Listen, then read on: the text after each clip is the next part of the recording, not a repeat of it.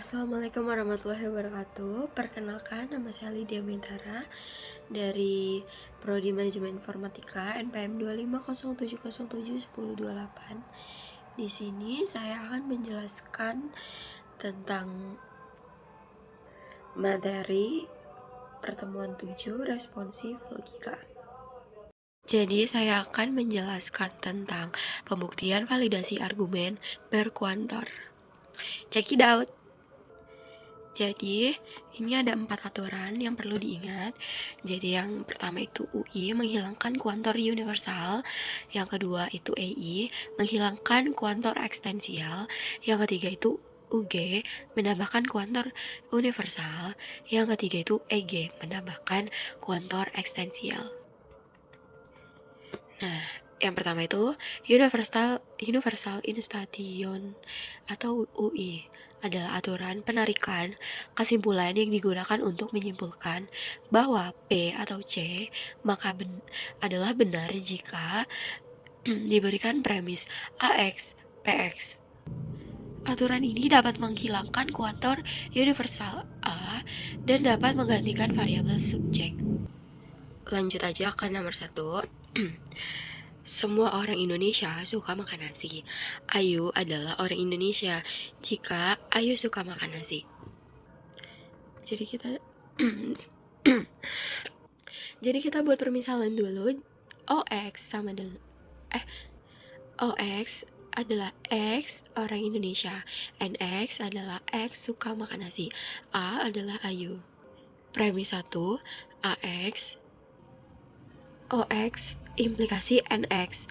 Premis 2-nya OA ekuivalen NA. Lanjut kita yang ke-1 ya. Dari aturan UI kita boleh mengambil satu objek tertentu dari pernyataan umum. Karena di P2-nya itu objeknya adalah Ayu. K1 A-nya ini kan Ayu. Jadi AX, OX implikasi dengan NX menjadi O implikasi NA. Jadi yang K2-nya itu K1-nya itu kan OA implikasi NA. Nah, yang P2-nya itu OA, maka K2-nya itu NA. Kenapa? Karena kita menggunakan modus ponen. Jadi P maka Q dan P benar, maka Q benar. Jadi dari pembuktian ini, maka hasilnya valid. Jadi yang kedua itu Universal Generalization atau UGI adalah aturan penarikan kesimpulan yang menyatakan bahwa AX, PX adalah benar. Aturan UG dapat menambahkan kuantor universal. Jadi langsung aja ke contohnya.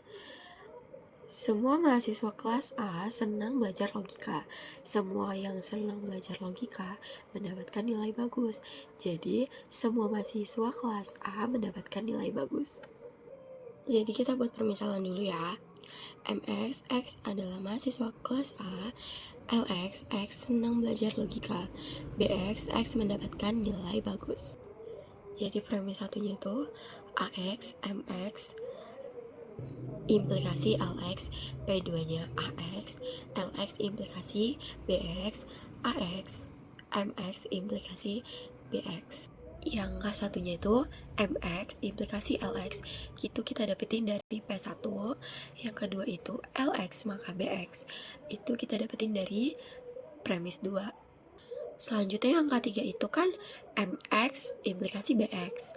Nah, itu kita ambil dari transifikasi K1 dan K2 ini. Jadi kesimpulannya AX MX implikasi BX dan hasilnya valid. Next, yang ketiga, Extensial Instation EI adalah aturan penarikan kesimpulan yang digunakan untuk menyimpulkan bahwa beberapa elemen C yang PC adalah benar jika diberikan premis AX, PX. aturan EI dapat menghilangkan kuantor eksistensial E dan dapat menggantikan variabel subjek. Jadi lanjut aja ke soal beberapa hewan mamalia berkaki 4. Kambing adalah hewan mamalia, jadi kambing berkaki 4. Jadi kita buat permisalan dulu. HX, X hewan mamalia, EX, X berkaki 4, K adalah kambing. Premis satunya EX, HX, dan EX. P2-nya itu HK, ekuivalen EK. Nah, jadi yang K1-nya itu HK dan EK. Nah, jadi HK-nya itu kita dapat dari ini premis 1, dan EK-nya itu kita diambil dari ini EI. K2-nya itu EK simplikasi dari K1. Jadi hasilnya valid. Selanjutnya ekstensial generation EG. Ada aturan penarikan kesimpulan yang digunakan untuk menyimpulkan bahwa EX, PX adalah benar apabila elemen C yang PC benar diketahui. Aturan UG dapat menambahkan kuantor ekstensial. Langsung ke contohnya aja. Beberapa mahasiswa ilmu komputer datang terlambat. Semua mahasiswa ilmu komputer bangun pagi. Jadi, ada mahasiswa yang bangun pagi tapi datang terlambat. Jadi kita buat permisalan dulu ya. MX adalah X mahasiswa ilkom, TX X datang terlambat, PX adalah X bangun pagi, M adalah mahasiswa. Jadi premis satunya EX, MX, dan TX. Yang P2-nya AX, MX, implikasi PX, ekuivalen EX, PM, dan TM. Jadi contohnya, periksa apakah dari premis-premis EX, MX, dan KX, dan AX, KX, implikasi PX dapat disimpulkan bahwa AX, MX, dan PX. Jadi premis pertama AX, MX, dan KX. Premis kedua AX, KX, implikasi PX, ekuivalen AX, MX, dan PX. Jadi yang K1 itu kan MX dan KX. Nah, itu kita ambil dari ini premis 1 dan EI.